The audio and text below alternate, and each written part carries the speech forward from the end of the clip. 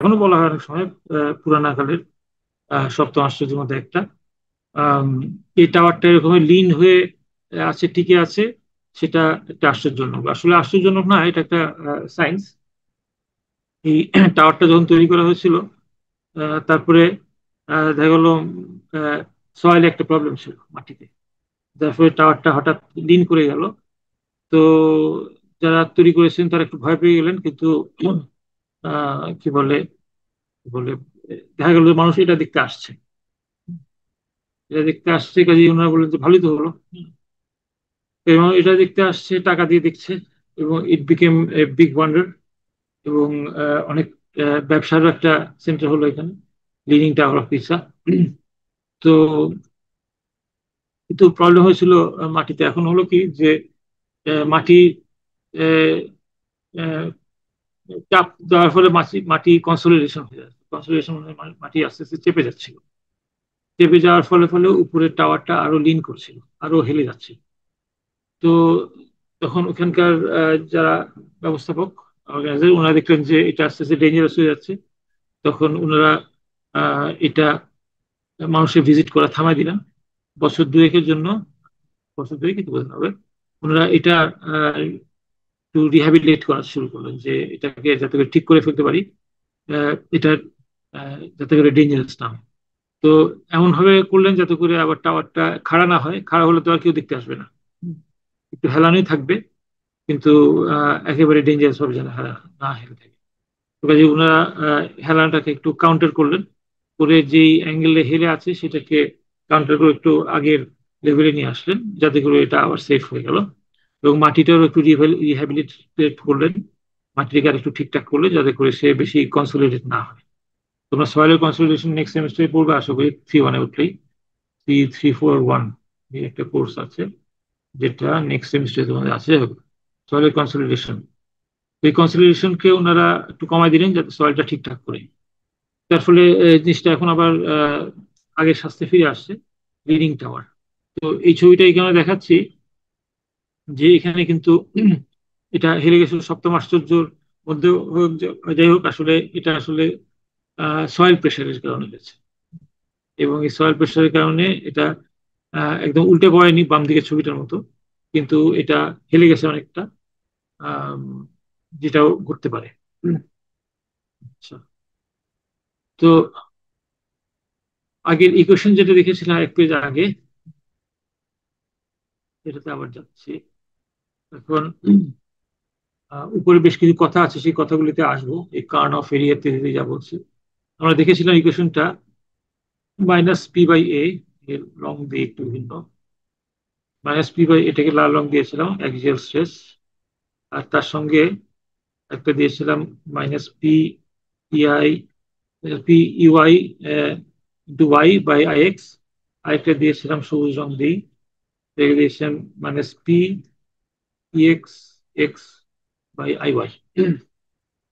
আচ্ছা। মাইনাস গুলো দিয়েছি কম্প্রেশন বোঝানোর জন্য, প্লাস গুলো হবে টেনশন। কাজেই অ্যাক্সিয়াল স্ট্রেস, এক্স অক্ষের সাপেক্ষে বেন্ডিং স্ট্রেস এবং ওয়াই অক্ষের সাপেক্ষে বেন্ডিং স্ট্রেস, এগুলো মিলে যে স্ট্রেসটা হয়েছে এটাকে বলেছি it has to be less than or equal to zero. Less than or equal to zero মানে হচ্ছে এটা মাইনাস হতে হবে আসলে। জিরো হতে হবে, হতে পারে, অথবা তার চেয়ে কম হতে হবে। মাইনাস হতে হবে মানে কি, স্ট্রেসটা has to be compressive. Compressive মানে চাপ পড়তে হবে সয়েল। সয়েল যদি সামহাও টান পড়ে যায় বা টেনশন পড়ে যায়, তাহলে সয়েল এটা নিতে পারবে না। এটা বোঝো আশা করি, সবাই বুঝি যে আমরা যে মাটির উপর দাঁড়িয়ে আছি, সেখানে চাপ দিয়ে দাঁড়িয়ে আছি। চাপ বেশি হয়ে গেলে খুব খারাপ, দেবে যেতে পারে বা সয়েল কলাপসও করতে পারে। কিন্তু এটা যদি টেনশন নেই, সামহাও যদি টান দিই সয়েলকে, ডেফিনেটলি আমরা দাঁড়িয়ে থাকতে পারবো না, বা স্ট্রাকচার যে তার উপর আছে সেও টিকে থাকতে পারবে না। কাজেই এই স্ট্রেস গুলোর যোগফল has to be less than or equal to zero, অর্থাৎ কম্প্রেসিভ স্ট্রেস হতে হবে। আচ্ছা, এই ইকুয়েশনটা লেখার পরে আমরা কি করলাম, দুই পাশে -p দিয়ে ভাগ করলাম। -p দিয়ে ভাগ করলে -p/e এর জায়গায় হয়ে গেল 1/ei। এটাকে লাল দিয়ে লিখি, 1/ei হয়ে গেল। তারপরে -p/ei, ওটাকে আবার উঠায় দিয়ে ওটা নীল দিয়ে লিখি, plus ex x into iy আবার শেষেরটা ওখানে মাইনাস ছিল, মাইনাস পির বদলে আবার আমরা প্লাস দিয়ে দিচ্ছি। হুম। এবং ডান পাশে লেস দ্যান ইকুয়াল টু জায়গায় আমরা গ্রেটার দ্যান ইকুয়াল টু করে ফেলছি, বিকজ মাইনাস দিয়ে ভাগ করার ফলে এই লেস দেনটাই গ্রেটার দেন হয়ে যাচ্ছে। তো এই হয়ে গেল আমাদের ইকুয়েশনটা। আমরা কি চাচ্ছি, এটা আমরা চাচ্ছি যাতে করে এই স্ট্রাকচারটা স্টেবল থাকে। স্টেবল থাকার জন্য এই হবে আমাদের শর্ত, 1/a plus ex into x by iy plus ui into y by ix should be greater than or equal to 0. এখন আমরা যদি একটা রেক্টাঙ্গুলার এরিয়া চিন্তা করি, জিনিসটা একটু স্পেসিফিক করার জন্য, তাহলে এরিয়াটা হবে আমাদের বি ইন্টু এইচ। আচ্ছা, আর আই এক্স কি হবে? এক্স অক্ষের সাপেক্ষে মোমেন্ট অফ ইনারশিয়া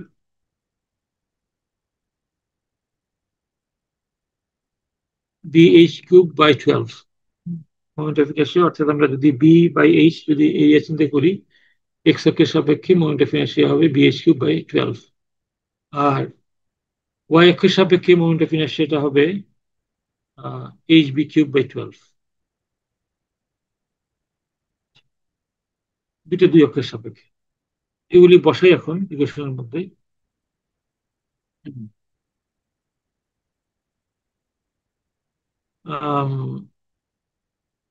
এ দিয়ে গুণ করে দিচ্ছি, ইকুয়েশন থ্রি কে আমরা এ দিয়ে গুণ করে দিলে 1/a হয়ে যাবে 1।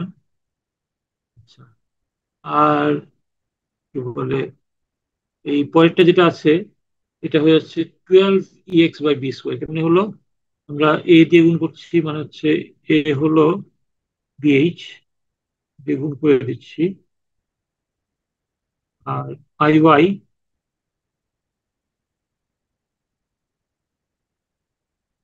হচ্ছে কি লিখেছি, আই ওয়াই হচ্ছে প্রথমটাই যে দ্বিতীয়টা এইচ বি কিউব বাই 12।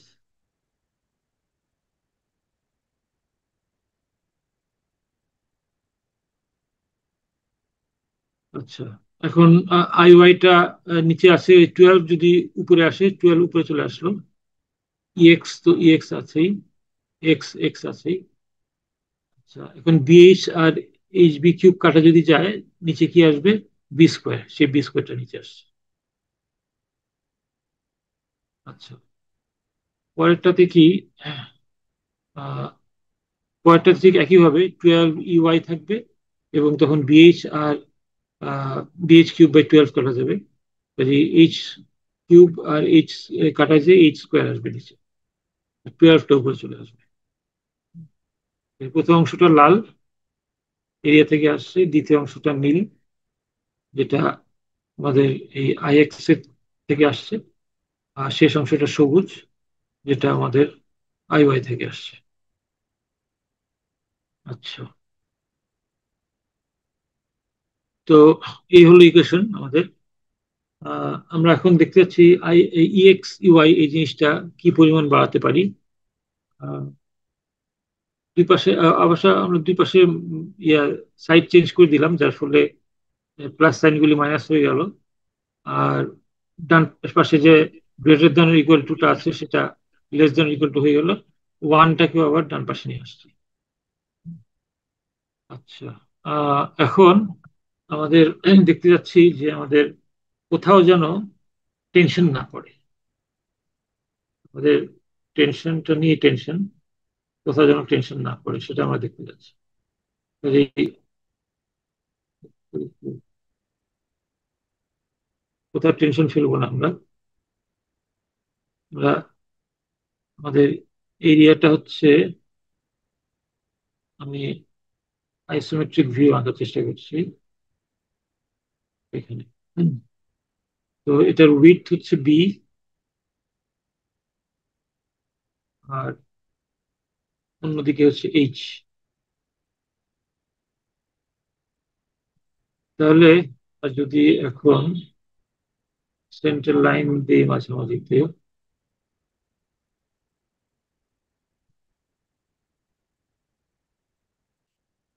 এরকম যদি চিন্তা করি, তাহলে আমাদের প্রথম কথা হচ্ছে আমাদের কর্নার পয়েন্টগুলি স্থানাঙ্ক চিন্তা করি, এইটাকে বলছি আমরা b/2 এবং h/2। আর এর নিচেরটাই হবে b/2 এবং -h/2। সেন্টারটা যদি 0 0 ধরি তাহলে স্থানাঙ্ক বের করছি। বাম দিকেরটা কি হবে? এটা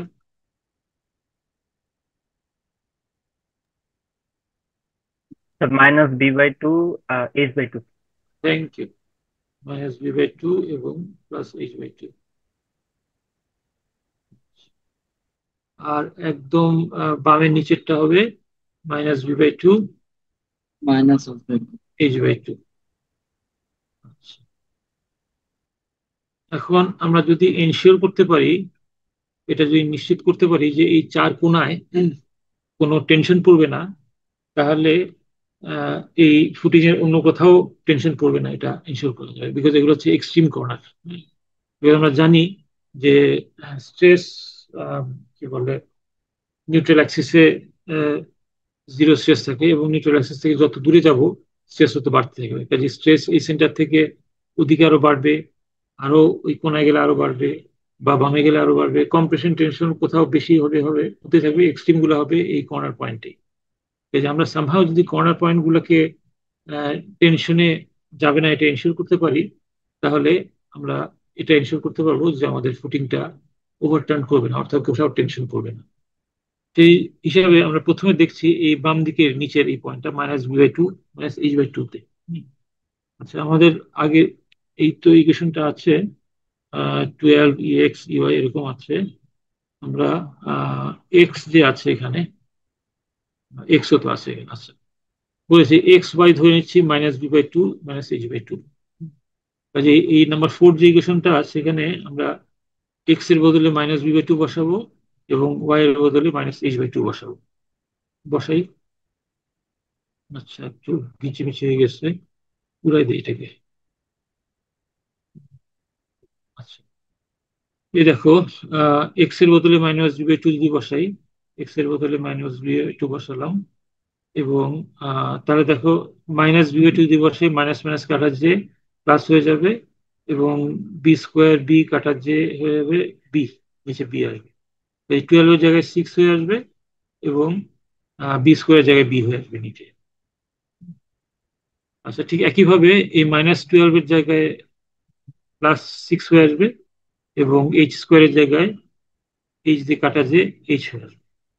এই আমাদের ইকুয়েশনটা এরকম হয়ে যাবে, 6ex/b +6ey/h শুড বি << 1। যেটা ইকুয়েশন 4টাকে লিখলাম, খালি এক্স এবং ওয়াই এর ভ্যালু বসাই। তো এটাকে একটু রিঅ্যাডজাস্ট করে লিখলাম, ইএক্স লিখেছি 6 উপরে, আর বি না লিখে আমরা লিখেছি ex/b/6, অর্থাৎ 6টাকে নিচে নিয়ে আসছি। ঠিক একইভাবে এই ডান পরের 6টাকেও নিচে নিয়ে আসছি h/6। তো কাজে একটা ইকুয়েশন আসলো, ex/b/6 y/h/6 শুড বি << 1। আচ্ছা, এখন আম, এখন এই ধরনের ইকুয়েশনটা আমরা একটা সরলরেখার সাথে মিলাতে চাচ্ছি। সরলরেখার সমীকরণ যদি মনে থাকে, x/a প্লাস y/b = 1। এরকম সরলরেখা মানেটা কি? এটা এক্স অক্ষ, আর ওটা যদি ওয়াই অক্ষ হয়, তাহলে এক্স স্থানাঙ্ক হবে এ, আর ওয়াই স্থানাঙ্ক হবে বি। এই সরলরেখাটা হবে এরকম দেখতে। আচ্ছা, এখন এই তো হলো। এখন লেস দেন ইকুয়াল টু মানে কি? লেস দেন ইকুয়াল টু মানে হচ্ছে সেই এলাকা, যে এলাকায় এই আহ, এই সরলরেখার চেয়ে নিচে আর কি। এই সবুজ দিয়ে যা লিখছি আরো নিচে যেতে পারে সিদ্ধান্ত। অর্থাৎ এই সরলরেখার নিচে যত এলাকা আছে পুরাটাই এই ইকুয়েশন দিয়ে ইন্ডিকেট করবে। ঠিক আছে। আচ্ছা। তাহলে আহ, আমাদের উপরের ইকুয়েশনটা যে লাল দিয়ে লিখেছি ওইটার কথা বলি, ওইটা কি মিন করে তাহলে। আহ, আচ্ছা। উম, এটা একটা তো লিখেছি আমার। এটা একটা জোন দেখলাম, এটা আচ্ছা। আমাদের লিখি, আমাদের যে ফুটিংটা করেছিলাম সেই ফুটিংটা আবার কি।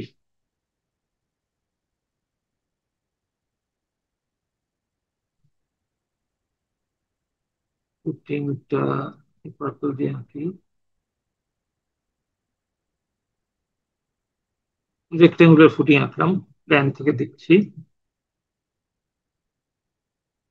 আচ্ছা, এই উপরিষ্কার equation x divide by B by six আর y divide by H by six মানে কি, আমাদের যদি একটা ব্যাংক এদিকে নেই, যে এক্স অক্ষে এখানে যদি বি বাই সিক্স নেই, এই পুরাটা কিন্তু বি,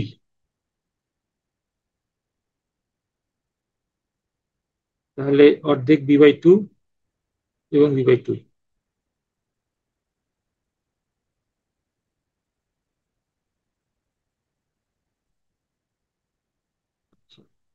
এইটুক বলছি বি বাই সিক্স, এইটুক।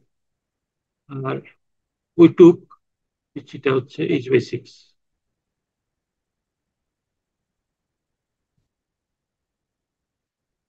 তাহলে একটা সরলরেখা যদি আঁকি লাল দিয়ে, এই বি বাই সিক্স এবং এইচ বাই সিক্স দিয়ে এই একটা সরলরেখা, এই যে সরলরেখা, তো less than equal to one মানে হচ্ছে কি যে আমরা লাল দিয়ে করি, এই এরিয়াটুকু বোঝাচ্ছি।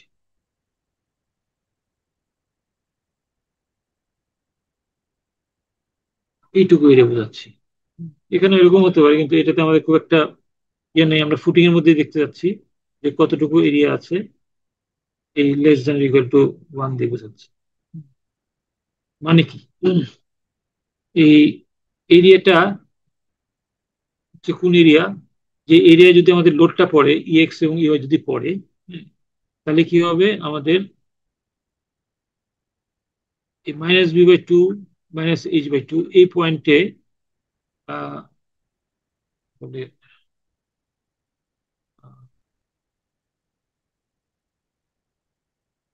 আচ্ছা, এর মধ্যে যদি এর পরে তাহলে আমাদের এই পয়েন্টে তো কম্প্রেশন হবেই,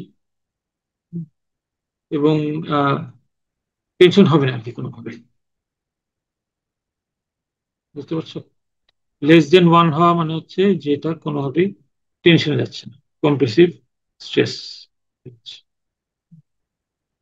আচ্ছা। আহ, গেল। ঠিক একইভাবে আমরা আরেকটা জোন বের করতে পারি। আমরা যদি এই পয়েন্টটা না করে যদি ধরো পরের যে পয়েন্টটা করেছি, এই বি এবং minus H by two, B মানে হচ্ছে ডান পাশে, আর এইচ বাই টু হচ্ছে নিচে। আমরা নিচে ডান পাশে এই পয়েন্টটা দিয়ে যদি কাজ করি, তখন আরেকটা জোন পাবো, যেখানে আহ, ধরো এরকম জোন পাবো, এরকম ছিল ওই পাশে যাবে,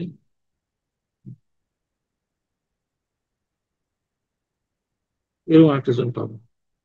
এইটুকুর মধ্যে যদি আমরা কোর্সটা রাখতে পারি, তাহলে উই উইল এনশিওর যে এই সবুজ পয়েন্টটায় কোনো টেনশন পড়বে না।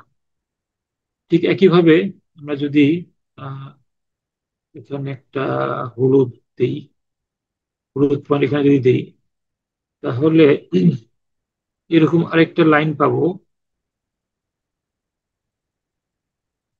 যেটা এই পাশে যদি ফোর্স রাখতে পারি, তাহলে উই ক্যান এনশিওর যে এখানে কখনো টেনশন পড়বে না হলুদে। আবার আরেকটা কালার দিই ব্লু, যেটা এই কর্নারের ডান পাশে উপরে, তাহলে এরকম একটা লাইন পাবো, যেটার ওই পাশে যদি আমরা ফোর্স রাখতে পারি, তাহলে উই ক্যান এনশিওর যে আমাদের এই নীল পয়েন্টে কখনো টেনশন পড়বে না। এখন আমরা যদি এই লাল নীল হলুদ সবুজ সবাইকে স্যাটিসফাই করতে চাই, তাহলে দেখো এই যে ছোট ছোট যে এরিয়াগুলি আছে ওর মধ্যেই আমাদের ফোর্সটা রাখতে হবে। এই যে এদিকে বি/6, ওদিকে বি/6, উপরে H/6, নিচে H/6, এইটুকু এই জায়গার মধ্যে আমরা যদি আমাদের পি ফোর্সটা রাখতে পারি সামহাউ, তাহলে আমরা ইনশিওর করতে পারবো যে আমাদের এই মাইনাস বামে এবং নিচে, ডানে এবং নিচে, উপরে এবং ডানে, এবং উপরে এবং বামে, লাল নীল হলুদ সবুজ কোনো পয়েন্টেই টেনশন পড়বে না। টেনশন পড়বে না মানে হচ্ছে যে সয়েলকে আমরা টেনশন দিচ্ছি না, সয়েল টেনশন দিচ্ছি না মানে যে ফুটিংটাকে আমরা ওভারটার্ন করাচ্ছি না, উল্টানো রিস্কে নিচ্ছি না। এইটুকু একটা জায়গা আছে যার মধ্যে আমাদের পি ফোর্সটাকে রাখতে হবে। এই জায়গাটার একটা নাম আছে, যেটাকে বলা হয় কার্ন। খুব ইম্পর্টেন্ট একটা জায়গা। আমরা ফুটিং ডিজাইন যাই করি না কেন, যত শক্ত ফুটিং করি, যত স্ট্রং করি, যত রড দিই, যত কংক্রিট দিই, যা খুশি করি, কিছু লাভ হবে না যদি আমাদের লোড এই কারণের বাইরে পড়ে। বাইরে পড়লে ফুটিং স্টেবল থাকে, ওভারটার্ন করে যাবে। তখন এর উপর যে স্ট্রাকচার আছে, কলাম বলো, স্ল্যাব বলো, বিম বলো, সব পড়ে যাবে, কোলাপস করবে। এটা ভেরি ইম্পর্টেন্ট একটা স্ট্রাকচারটা। ছবিটা পরে দেখায় কিরকম হলো, এরকম একটা স্ট্রাকচার, এরকম একটা জোন। ফুটিংটা এরকম বি/2, H/2, H/2। কার্ন জোনটা হবে এই যে টোটাল ডান পাশে বি/6 এবং বাম পাশে বি/6, উপরে H/6, নিচে H/6। তো বি/6 যোগ করে হলো বি/3, আর H/6 যোগ করে হলো H/3। এটাকেই বলা হয় কার্ন।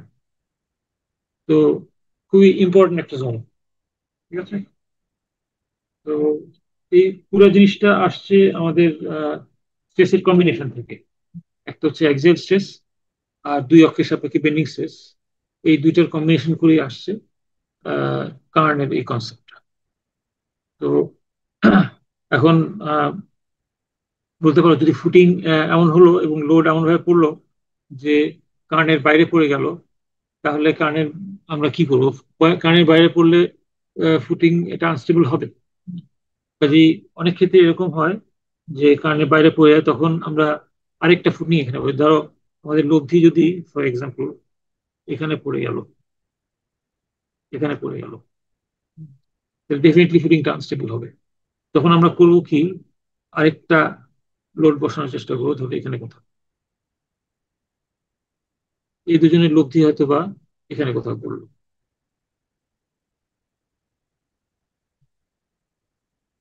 তখন আমরা সেফ হয়ে যাবো। ঠিক আছে। এই যে অনেক ক্ষেত্রে এরকম করা হয়, কম্বাইন্ড ফুটিং বলে এটাকে, যে দুইটা কলাম মিলায় লব্ধিটা কার্নের মধ্যে ফেলে। কাজেই এই জিনিসটা খুবই বড় একটা কনসার্ন স্ট্রাকচারাল ডিজাইনের, ফাউন্ডেশন ডিজাইন। আচ্ছা। তো পরবর্তীতে কতগুলি প্র্যাকটিস অঙ্ক দিয়েছি কম্বাইন্ড নাম্বার, সেই জন্য আমি চাই না এখন এগুলা তোমরা করবা কিনা, বিকজ এগুলা আমি তোমাদের এই নোটটা পাঠিয়ে দিব। আহ, তোমার তো স্যার ইনশাল্লাহ নেক্সট উইকে চলে আসবেন। কাজেই উনি ঠিক করবেন তোমাদেরকে কি অঙ্ক করাবেন না করাবেন। আর এই জিনিসগুলো আমি অতীতে পড়াতাম এবং দিতাম, এগুলা দিয়ে দেবো, যেহেতু পড়ালাম সেজন্য তোমাদেরকে পাঠিয়ে দেবো। বাট এগুলা করতে তোমরা বাধ্য না। ঠিক আছে? আহ, বাধ্য না হলে তো করবো না। ঠিক আছে, জাস্ট ফাইন। আমি সত্যি কথাটাই বললাম যে আমি পড়ানোর ছিল পড়াই দিলাম, কনসেপ্টটা পড়ার ছিল বললাম। অবশ্য তোমাদের স্যার ছিল আমি কিছু জন অঙ্ক করাই। তো অঙ্ক করানোর মনে এই তো অঙ্কই, এটা অঙ্ক। আহ, অতীতে গত ক্লাসে যেরকম করেছি অ্যাক্সিয়াল স্ট্রেস এবং নরমাল স্ট্রেস, সেটাও একটা অঙ্ক ছিল। আর পাই এক্সেল বেন্ডিং, সেখানে একটা অঙ্ক ছিল। তো এই অঙ্ক টাইপেরই করেছি এখানে। আর এগুলো করাতে চাচ্ছি না। ওকে। আর স্যার আসলে উনি করাবেন আর পছন্দ মতো অঙ্ক। এখানে আরেকটা জিনিস আজকে আহ, করাতে চাই, সেটা হচ্ছে হেলিক্যাল স্প্রিং। একটু সোয়া 5টা শুরু করেছি, কাজে টাইম আছে। হেলিক্যাল স্প্রিং জিনিসটা আনছি এই কারণে যে এখানে কম্বিনেশন অফ শিয়ার স্ট্রেস আছে। এত দিন পর্যন্ত খালি নর্মাল স্ট্রেস কম্বিনেশন তো করলাম, অ্যাক্সিয়ালের সাথে বেন্ডিং, বেন্ডিং এর সাথে বেন্ডিং, বেন্ডিং এর সাথে বেন্ডিং এর সাথে অ্যাক্সিয়াল, এই সব পড়লাম। এই হেলিক্যাল স্প্রিংটা বলছি শিয়ারের সঙ্গে শিয়ার স্ট্রেসের কম্বিনেশন। তো হেলিক্যাল স্প্রিং জিনিসটা আহ, আমরা আশেপাশে সবখানে দেখছি। এই যে ছবি দেখছো, বাম দিকের ছবিটা আহ, রেলগাড়ির নিচে হেলিক্যাল স্প্রিং আছে। তারপরে ডান sorry, বাম দিকের ছবি, ডানের ছবিটা ছিল মোটর সাইকেলের নিচে। তারপর বা সাইকেলের নিচে, পরে মোটর সাইকেল, এতে নিচে স্প্রিং আছে। এগুলো আমরা সবসময় ব্যবহার করে থাকি। পেনের মধ্যেও হেলিক্যাল স্প্রিং থাকে। মাঝখানের ছবিটা হচ্ছে আহ, বিছানার এর নিচে স্প্রিংটা। স্প্রিং অবশ্য একটু সফট জিনিস, এটা স্টিফনেস অত বেশি না। এখন পিঠে ব্যথা ট্যাথা হলে এই জিনিসটা ডাক্তাররা খুব রেকমেন্ড করেন না শক্ত বিছানায় শুতে করে। যাই হোক, এটা পিঠের সাথে সম্পর্ক। ডান পাশে নিচে যে ছবিটা আছে এটা একটা হেলিক্যাল স্প্রিং। এটা টেস্ট তোমাদের এসএম ল্যাবে করানো হবে, সবসময় করানো হয়। এটা ওই এসএম ল্যাবের ছবি দেখাচ্ছি। এসএম ল্যাবের যে টেস্টটা করানো হবে সেখানে হচ্ছে আমরা হেলিক্যাল স্প্রিং এর উপর লোড বসাবো উপর থেকে, এবং এটা কত লোডে কত ডিফ্লেকশন হয় সেটা দেখার চেষ্টা করবো। তো হেলিক্যাল স্প্রিং এর ছবিটা এভাবে যদি আঁকি, এখানে আহ কি বলে, দুই ধরনের স্ট্রেস পড়ে। আমরা এখান থেকে P4 যদি অ্যাপ্লাই করি, P4 অ্যাপ্লাই করছি, ক্রস সেকশনটা ধরে নিচ্ছি যদি সার্কুলার। তো এটার আহ, এই P ফোর্সের জন্য এর মধ্যে এই পি একটা কাউন্টার ফোর্স দিচ্ছি। এই কাউন্টার ফোর্সটার জন্য এর এরিয়ার মধ্যে একটা ডাইরেক্ট শিয়ার স্ট্রেস পড়বে, P by area.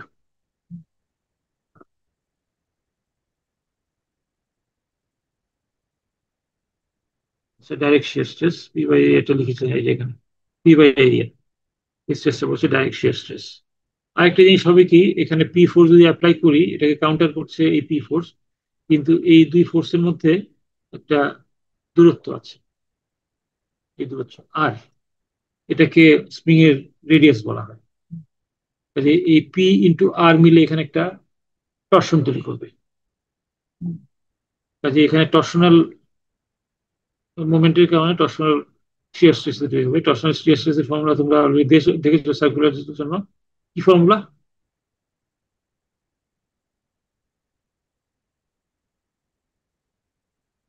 So TC by J. TC/J, very good. TC/J। এখানে আর লিখেছি টি। আচ্ছা, এখন দেখো ক্যাপিটাল আরটা হচ্ছে এই পুরা স্প্রিং এর রেডিয়াস, হ্যাঁ। আর ছোট আরটা হচ্ছে এই কয়েলের রেডিয়াস। এই ছোট যে কয়েলটা দিচ্ছি, এই কয়েলটার রেডিয়াসটা হচ্ছে ছোট আর। কাজেই এটাকে আমরা ছোট আর লিখবো এর বদলে। আর আমরা এই টর্শন টি এর বদলে লিখবো হচ্ছে কিছু না, P× ক্যাপিটাল আর। এই P ফোর্স আর তাদের মধ্যে দূরত্ব হচ্ছে আর। এই P×R হচ্ছে তার মধ্যে টর্শন, ফোর্সকে দূরত্ব দিয়ে গুণ করে। আচ্ছা, আর যে যেটা সার্কুলার সেকশনের যে যেটা সেরকমই হয়। সার্কুলার সেকশনের যে এর কি ফর্মুলা?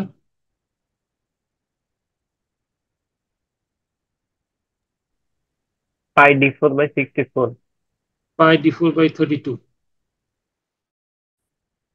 64 যেটা বলেছো এটা হচ্ছে আই, মোমেন্ট অফ ইনার্শিয়া, হ্যাঁ। আর এখানে আমরা পোলার মোমেন্ট অফ ইনার্শিয়া যেহেতু বলছি, যেমন এটা 32। Yes. তো ঠিক আছে, এগুলা যদি বসাই, আচ্ছা, আর এরিয়া তো হচ্ছে πd²4।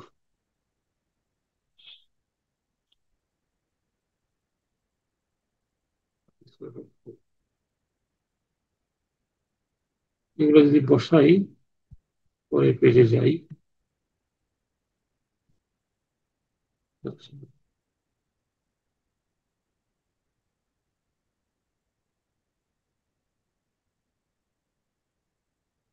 আসছে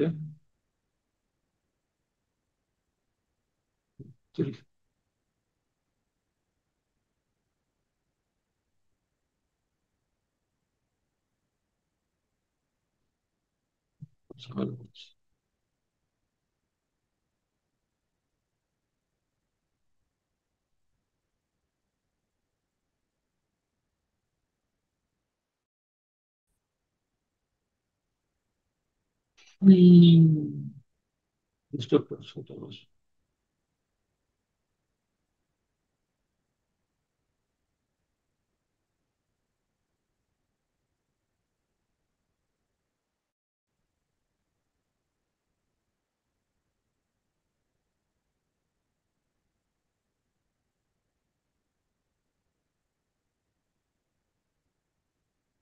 আচ্ছা, ফিরে আসছে এবার।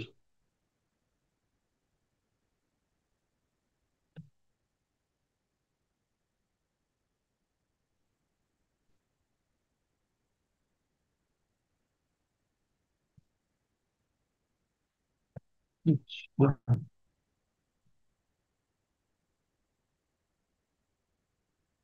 পরের এতে যা, আচ্ছা, স্ট্রেস এরিয়া দেখলাম, স্ট্রেস নিয়ে আমরা একটা আহ, এই যে এক্সপ্রেশনটা আসছে যেটা P divided pi D square 4, আর ওদিকে হচ্ছে P R divide by pi D 4/32।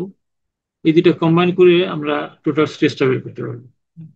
একটা হচ্ছে ডাইরেক্ট শিয়ার স্ট্রেস, একটা হবে টরশনাল শিয়ার স্ট্রেস।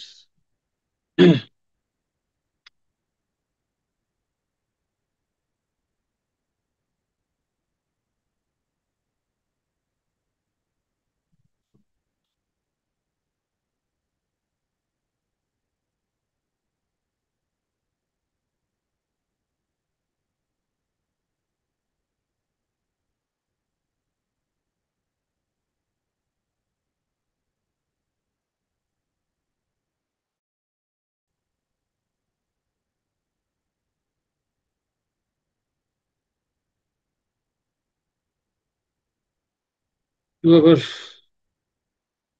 কি করতে হবে?